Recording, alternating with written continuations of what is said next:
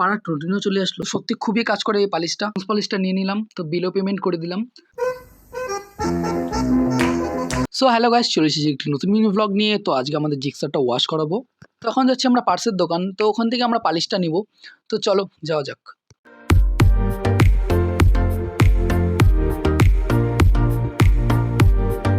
So finally আমরা চলে আসলাম পার্সের দোকানে। তো দাদা আমাদের স্পঞ্জ পালিশটা দিল। তো সত্যি খুবই কাজ করে এই পালিশটা নিয়ে নিলাম, তো বিলও পেমেন্ট করে দিলাম। তো এখন যাব আমরা বাড়ি।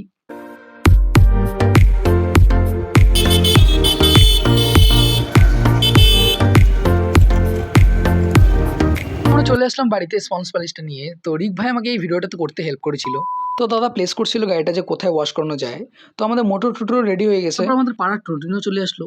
তো গাড়িটা প্লেস করে দাদা ওয়াশ করা স্টার্ট করে দিল। এখন দাদা শ্যাম্পু জল দিয়ে গাড়িটা ঘষছিল। তো ভাবলাম ও একা করছে, তো আমি একটু হেল্প করে দিই।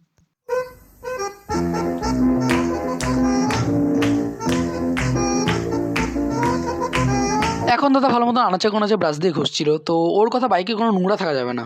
তারপর দাদা জল দিয়ে ভালো মতন ওয়াশ করে দিল গাড়িটা।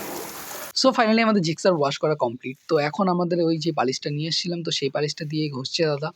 তো দেখো লুকটা সত্যি খুবই অসম লাগছে। সো ফাইনালি আমাদের জিক্সার ওয়াশ করা কমপ্লিট, সব কিছুই কমপ্লিট। তো আজকে ভিডিও এটুকুই ছিল। তো ভিডিও ভালো লেগে থাকলে লাইক করে দিবে, আর এরকম ভিডিও দেখার জন্য চ্যানেলটা সাবস্ক্রাইব করে দিবে। তো দেখা হচ্ছে পরে ভিডিওতে।